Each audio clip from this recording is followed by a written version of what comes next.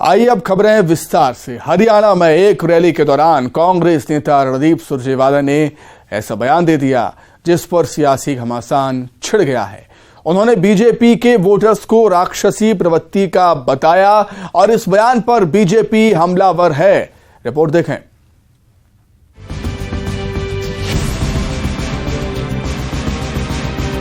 हरियाणा में रैली के दौरान कांग्रेस महासचिव रणदीप सुरजेवाला ने बीजेपी के वोटर्स को राक्षसी प्रवृत्ति का बताया। इस बयान को लेकर बीजेपी ने हमला बोला है। सीएम शिवराज ने कांग्रेस पर निशाना साधते हुए कहा कि कांग्रेस खुद को भगवान मानने लगी है।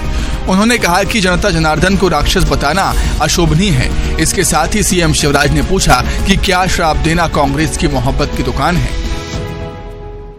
जब नाश मनुज पर छाता है, पहले विवेक मर जाता है। ये कांग्रेस है जिसके नेता कह रहे हैं कि जनता राक्षस है। क्या भारतीय जनता पार्टी को वोट देने वाले करोड़ों करोड़ लोग राक्षस है? सोनिया जी, राहुल जी, आप क्या मानते हैं? क्या आप सारी जनता को राक्षस मानते हैं? भारतीय जनता पार्टी, हम लोग जनता को अपना भगवान मानते हैं और मैं भी हमेशा कहता हूं मध्य प्रदेश मेरा मंदिर है, उसमें रहने वाली जनता ही हमारी भगवान है और उस जनता के पुजारी हम हैं। आप राक्षस भी कह रहे हैं और श्राप भी दे रहे हैं। आप जनता को भगवान नहीं मानते, स्वयं को भगवान मानते हैं और श्राप दे रहे हैं। क्या यही आपकी मोहब्बत की दुकान है? बीजेपी रणदीप सुरजेवाला के बयान को लेकर हमलावर है।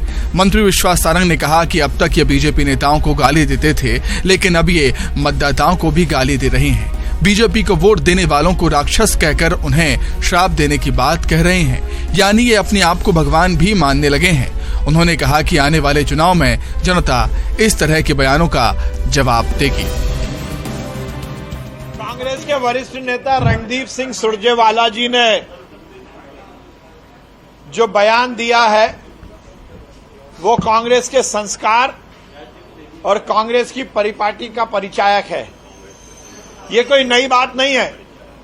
नेहरू परिवार ने हर समय जनता का अपमान किया है, चाहे जवाहरलाल नेहरू जी हो, इंदिरा जी हो, राजीव जी हो या सोनिया जी हो।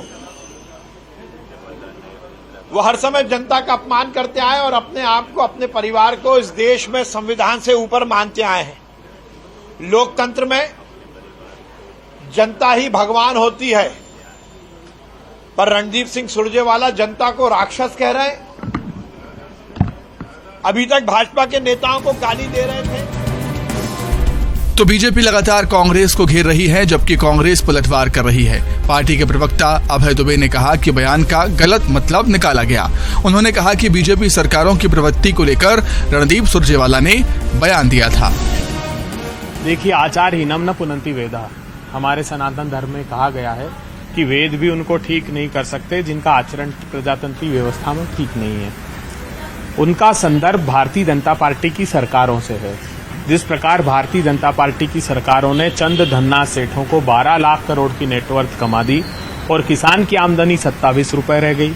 12 करोड़ लोगों के रोजगार छीन लिए गए, जबकि प्रधानमंत्री कहते थे 2 करोड़ रोजगार हर साल दूंगा। 84% लोगों की आमदनी घट गई। महंगाई की आग में देश की जनता को झोंक दिया। तब ये कहना पड़ता है उनको कि भारतीय जनता पार्टी का कृतित्व और व्यवहार कैसा है।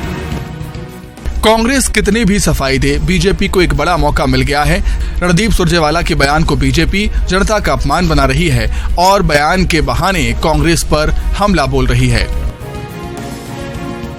Bureau report, news 18 Madhya Pradesh Chhattisgarh. अब बात करेंगे छत्तीसगढ़ की, जहां की सियासत में भी अब बुलडोजर का शोर सुनाई देने लगा है। यूपी और एमपी जैसे राज्यों में सफल प्रयोग के बाद बीजेपी का बुलडोजर अब छत्तीसगढ़ में भी दौड़ने लगा है। बीजेपी कानून व्यवस्था के नाम पर प्रदेश की सरकार को घेरती रही है और बुलडोजर की एंट्री बता रही है कि बीजेपी चुनावी तैयारी में बुलडोजर की सवारी करेगी। प्रदेश की सरकार बीजेपी के बुलडोजर पर सवाल खड़े कर रही है और आरोप प्रत्यारोप का दौर जारी है। यूपी और एमपी के बाद अब छत्तीसगढ़ की सियासत में भी बुलडोजर की एंट्री होती नजर आ रही है। बीजेपी के प्रदेश अध्यक्ष के तौर पर अरुण साव के कार्यकाल के 1 साल पूरे होने पर उनका स्वागत बुलडोजर से किया जा रहा है। बुलडोजर से अरुण साव पर फूल बरसाए जा रहे हैं। प्रदेश अध्यक्ष अरुण साव ने कहा कि छत्तीसगढ़ अपराध का गढ़ बन गया है, ऐसे में यहाँ अपराधियों पर बुलडोजर चलाए जाने की जरूरत है। जिस प्रकार से आज छत्तीसगढ़ अपराध का गढ़ बन गया है, माफियाओं का गढ़ बन गया है, जिस प्रकार से छत्तीसगढ़ में लगातार लव जिहाद और लैंड जिहाद की घटनाएं हो रही है, अपराधियों के हौसले बुलंद हुए हैं और ये प्रदेश सीधे साधे भोले भाले लोगों का प्रदेश है, ये शांत प्रदेश है। यहाँ जिस प्रकार से आपराधिक घटनाएं हो रही है लगातार, तो निश्चित रूप से अपराधियों पर बुलडोजर चलाने की आवश्यकता है, ये मुझे लगता है। बीजेपी के बुलडोजर पर सीएम भूपेश बघेल ने पलटवार किया है। उन्होंने कहा कि वो बुलडोजर पर विश्वास नहीं करते। छत्तीसगढ़ में कानून का राज है और कानून के तहत कार्रवाई की जाती है। बहुत अच्छी बात कही अरुण साव जी, और क्योंकि रमन सिंह जी ने स्वीकार किया है कि 1 साल कमीशन खोरी बंद कर दो, उसके 30 साल राज करेंगे। कमीशन खोरी बंद नहीं की है और सत्ता से चले गए। 15 साल की सरकार 15 सीट पर सिमट गई। तो अरुण साव जी पहले अपने घर से शुरुआत कर ले। जितने कमीशन खोर हैं, जिसको रमन सिंह जी ने कहा है, उसके पहले उसके घरों में पहले क्या चलाना है वो चलाए भाई।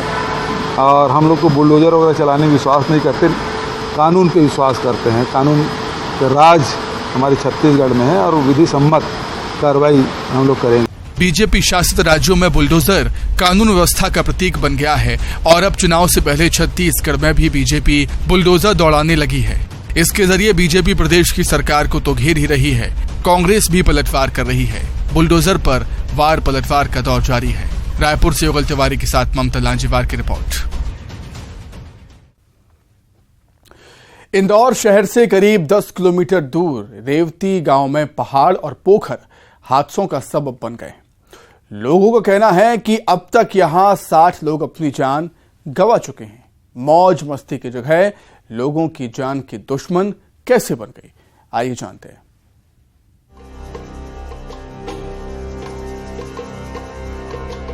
इंदौर शहर के करीब 10 किलोमीटर दूर रेवती गांव में हरियाली से ढके पहाड़ और पानी से भरे पोखर लोगों को यहां खींच लाते हैं। इनका आकर्षण ऐसा है कि लोग जान पर खेलकर भी यहां पहुंचते हैं।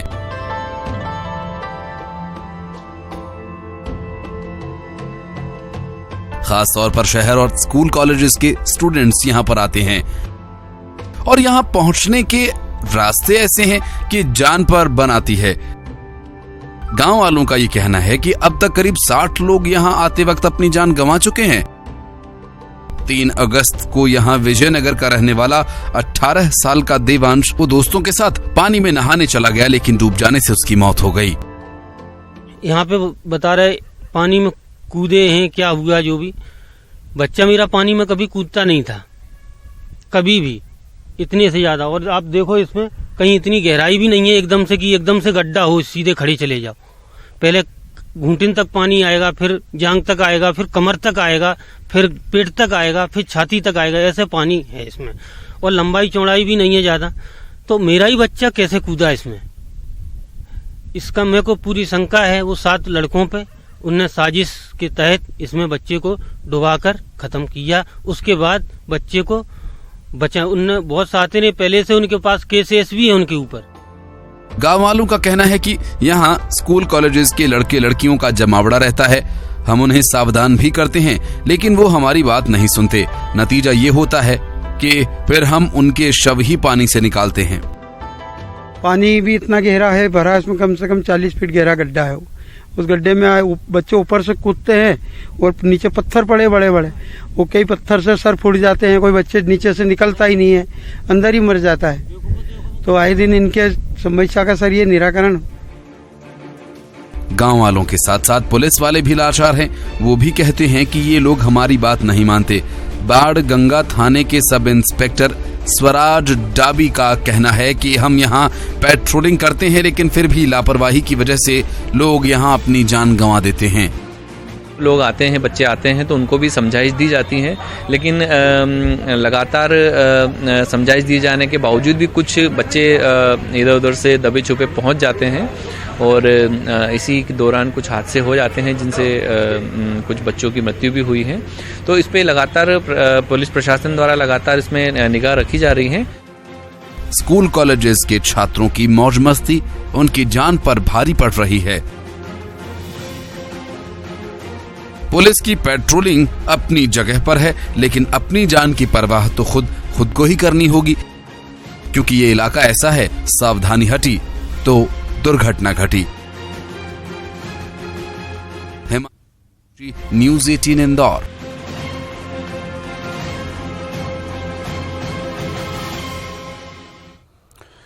स्वतंत्रता दिवस के अवसर पर कल लाल किले की प्राचीर से प्रधानमंत्री नरेंद्र मोदी देश को संबोधित करेंगे। बतौर पीएम मोदी का ये लाल किले से देश के नाम 10वां संबोधन होगा।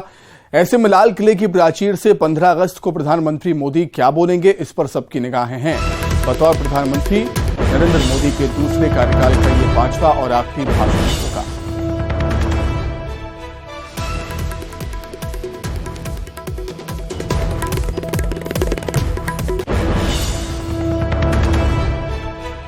तो 2024 चुनाव से पहले कल आखिरी बार लाल किले से संबोधन होगा प्रधानमंत्री मोदी का। 2024 पीएम 2024 से आगे के भारत का विजन देश के सामने प्रस्तुत करेंगे। 10वीं बार लाल किले की प्राचीर से तिरंगा फहराने वाले पहले गैर कांग्रेसी पीएम बने हैं प्रधानमंत्री नरेंद्र मोदी। 9 साल के कामकाज का लेखा जोखा पेश कर सकते हैं। 2024 से आगे के भारत का विजन अपने संबोधन में रख सकते हैं।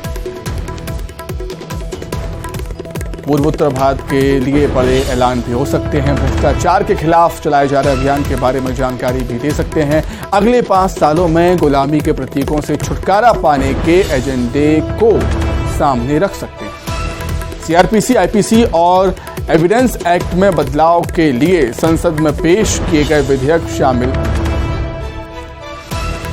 उन पर भी चर्चा हो सकती है, उन पर भी बात हो सकती है। पूर्वोत्तर भारत के अंतर्राष्ट्रीय बॉर्डर बुनियादी ढांचे के बारे में जानकारी दे सकते हैं प्रधानमंत्री नरेंद्र मोदी।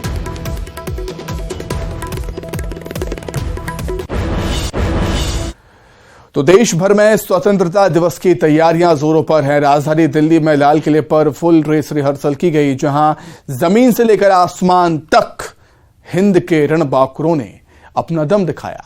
लाल किले की दीवार से दिल्ली के बॉर्डर तक सुरक्षा के अचूक और पुख्ता इंतजाम किए गए। जमीन से लेकर आसमान तक लाल किला की अभेद सुरक्षा व्यवस्था बनाई गई है।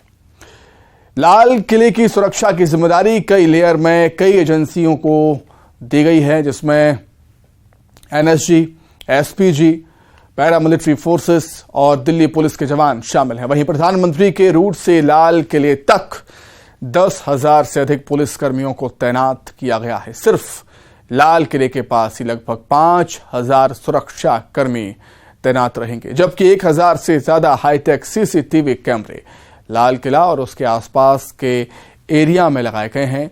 निगरानी के लिए कई मचान और मोर्चे बनाए गए हैं, जबकि लाल किला के पास किसी भी प्रकार के फ्लाइंग ऑब्जेक्ट को उड़ाने पर पाबंदी लगा दी गई है।